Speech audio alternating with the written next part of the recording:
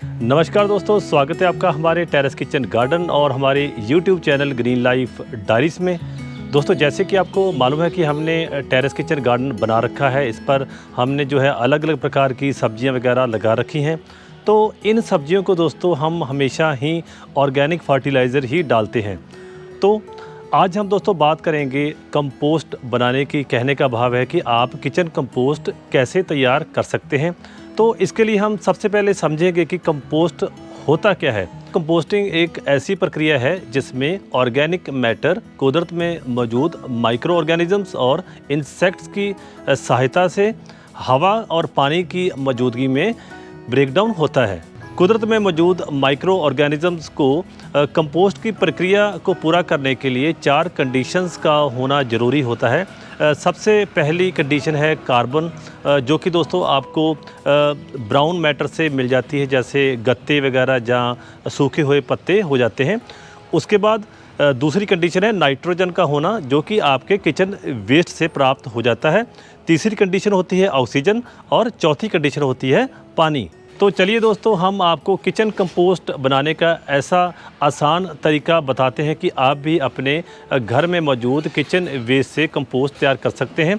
और आपको बताएंगे कि आपने इसको कैसे तैयार करना है, जिससे कि जो किचन कंपोस्ट है ये जल्दी से जल्दी बनकर तैयार हो जाए। क्योंकि आम देखा जाता है कि किचन वेस्ट को डिकम्पोज होने में 2 से 3 महीने लग जाते हैं। पर दोस्तों, आपको आज ऐसा तरीका बताएंगे कि आप केवल 1 महीने में ही जो है बढ़िया किचन कंपोस्ट तैयार कर सकते हैं और अपने पौधों को एक ऑर्गेनिक फर्टिलाइज़र डाल सकते हैं।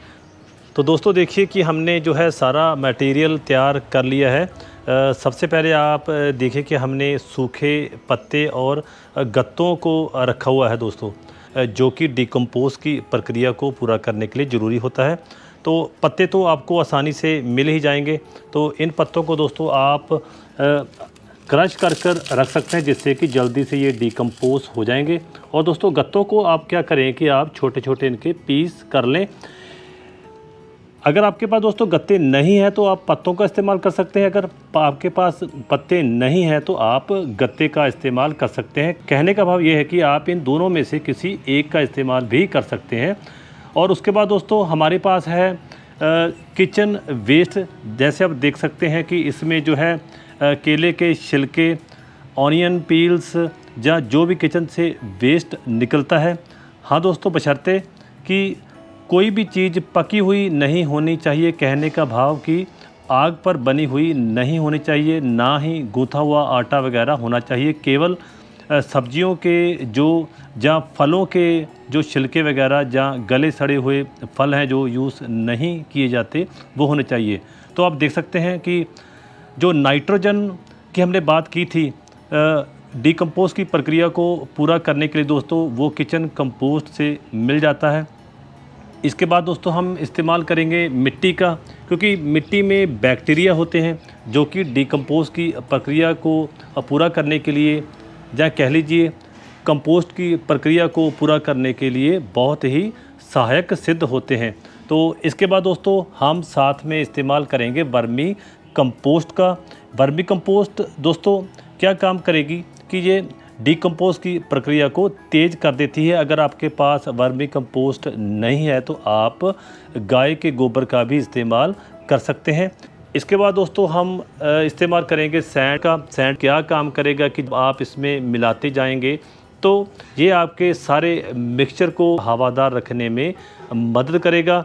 और दोस्तों साथ में हम इस्तेमाल करेंगे जैगरी के घोल का। कहने का भाव कि गुड़ के घोल का। तो वीडियो को स्किप मत कीजिएगा, वीडियो अंत तक देखिएगा, ताकि आपको किचन कंपोस्ट तैयार करने का सारा प्रोसेस जो है समझ आ सके। सबसे पहले आपको ज़रूरत होगी ऐसी बाल्टी की। ऐसी बाल्टी दोस्तों जब आप घर में पेंट वगैरह कराते हैं तो ऐसी बाल्टी जो है हमारे पास अवेलेबल हो जाती है जब बाल्टी बच जाती है।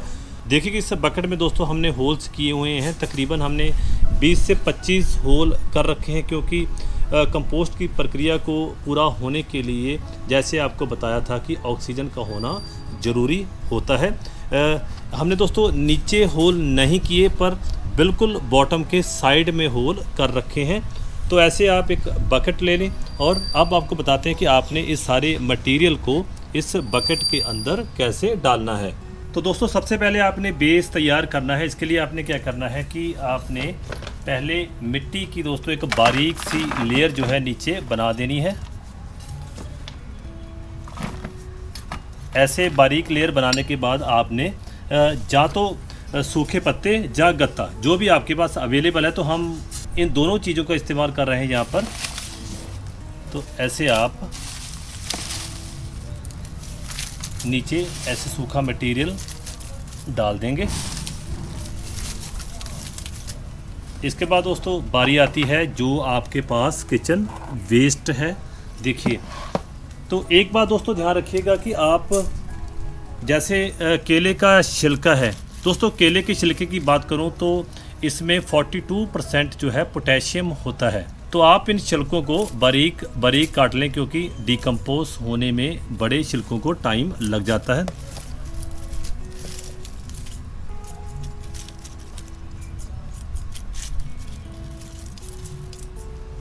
तो आप देखिए कि सारे छिलके जो सब्ज़ी का वेस्ट है हमारे पास यहाँ पर है।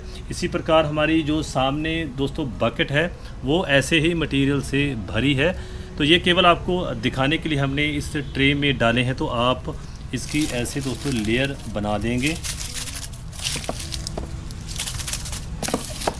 आपने क्या करना है कि आपने जो भी मटेरियल आपको दिखाया है आपने लेयर बाय लेयर बीच में डालना है। तो अब दोस्तों बात आती है, हमने पहले भी जो है किचन कंपोस्ट तैयार करने की वीडियो को अपलोड किया था, तो उसमें हमें यही क्वेश्चंस आए थे कि लेयर कितनी बड़ी बनानी है, कितनी मिट्टी डालनी है। तो इस वीडियो में हम सारा ही विस्तार से डिस्क्राइब करेंगे।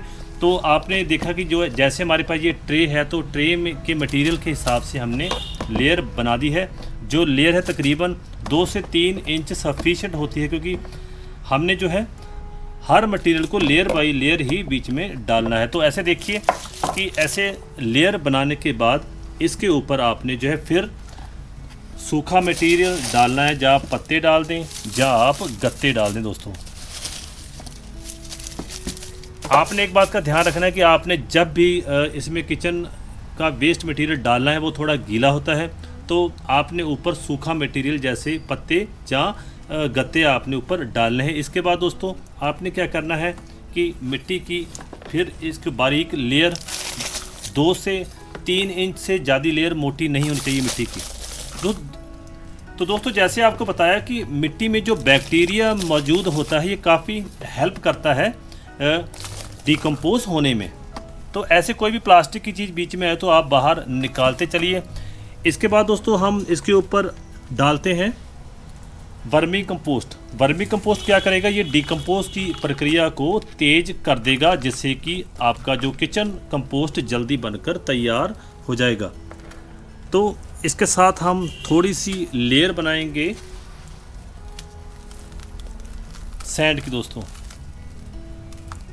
सैंड क्या करेगा कि ये आपके इस मिक्सचर को एरी रखेगा। सैंड आपने ज़्यादा नहीं डालनी, बिल्कुल थोड़ी थोड़ी मात्रा में आप सैंड डालते चलें। इसके बाद दोस्तों इसके ऊपर आपने जो मेन चीज़ है इसको जल्दी तैयार होने में, इसके बाद दोस्तों हम आपको बताते हैं कि हम इतनी जल्दी कंपोस्ट कैसे तैयार कर लेते हैं। दोस्तों जब आपकी इतनी लेयर का सेट बन जाए तो आपने जो है इसके ऊपर जो हमने गुड़ का घोल बनाया है इसको जो इसके ऊपर डाल देना है। तो आप देख सकते हैं कि ये जो हमारा मग है ये 1 लीटर का है। इसमें दोस्तों हमने जो है 200 ग्राम गुड़ को 3 दिन के लिए इसमें भिगो के रखा है। हाँ जी, आपने ये बात नोट कर लेनी कि आपने जो है गुड़ को 3 दिन के लिए पानी में भिगोकर रखना है, फिर इसका इस्तेमाल करना है। एक बढ़िया जो डिकम्पोज़र ये बन जाता है। तो इसके बाद आप सारी जो प्रक्रिया है उसको आप रिपीट करते चलें, सारा मटेरियल परत दर परत डालते चलें और फिर आपको बताते हैं कि आपने अंत में क्या करना है।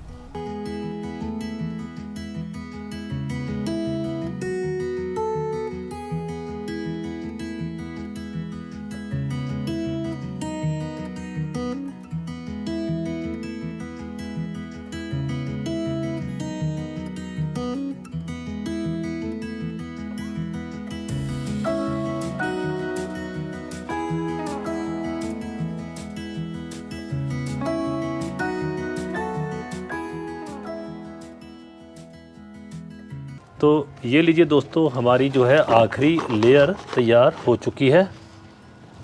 तो अगर आपके पास ऐसे गार्डन का वेस्ट है तो आप इसको भी, इसकी लेयर बनाकर भी आप बीच में डाल सकते हैं। तो दोस्तों इसके बाद इसको आप फाइनल कर दें।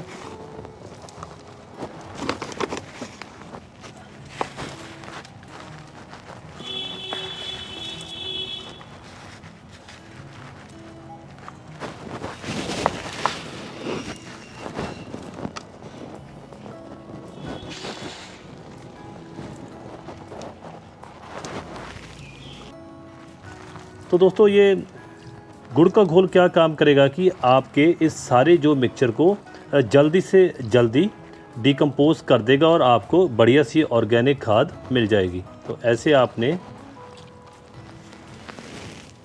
उड़ेल देना है। इसके बाद दोस्तों आपने क्या करना है कि इसको अच्छे तरीके से ढक कर आपने छाँव में रख देना है।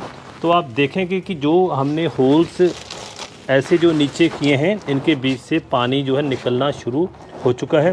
ये दोस्तों आपका जो भी वेस्ट मटेरियल है, ये उसी का जो है पानी निकल रहा है।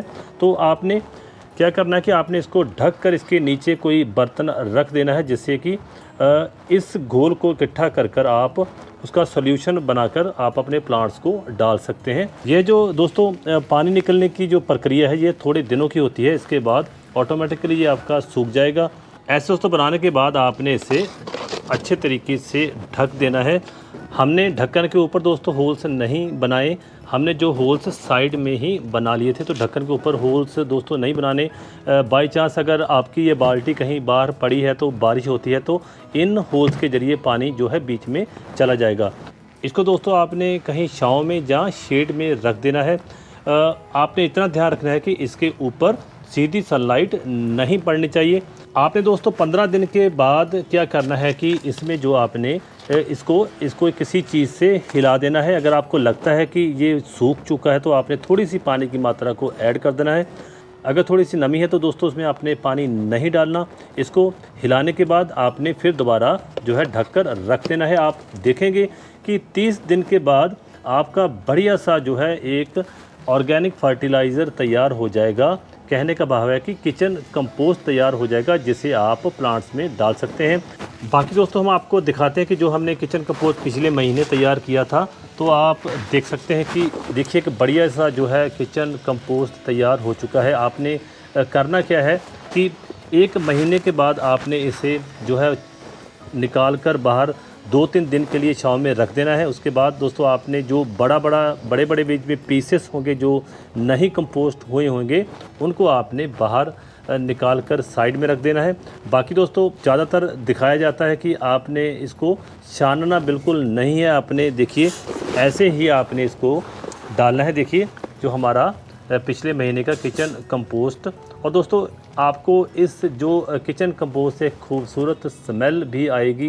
जब आप बनाते हो तो बदबूदार स्मेल आती है। जब आपका ये बनकर तैयार हो जाता है, तो जो भी इसमें किचन का वेस्ट होता है, उससे एक बढ़िया स्मेल आने लग जाती है। तो आपने अपने दोस्तों प्लांट्स को इसको मुट्ठी भर ही डालना है। इससे ज़्यादा आपने अपने प्लांट्स को ये नहीं देना। इसको डालने के बाद दोस्तों आप पानी डाल दें, तो देखेंगे कि आपके प्लांट्स की बढ़िया ग्रोथ हो जाएगी। दोस्तों इस किचन कंपोस्ट में हर प्रकार के मेजर न्यूट्रिएंट्स होते हैं और माइक्रो न्यूट्रिएंट्स भी होते हैं। आप इनका इस्तेमाल हर 15 दिन बाद अपने पौधों को करते रहिए। बाकी दोस्तों गार्डनिंग के ऊपर और ऐसी वीडियोस देखने के लिए आप हमारा चैनल सब्सक्राइब कर सकते हैं। बेल वाला आइकन प्रेस कर लें, ताकि आपको हमारी वीडियो के हर आने वाले नए अपडेट्स मिलते रहें। फिर मिलेंगे दोस्तों किसी नई वीडियो में किसी नए कंटेंट के साथ। तब तक आप सभी को प्यार भरा नमस्कार और सत श्री अकाल।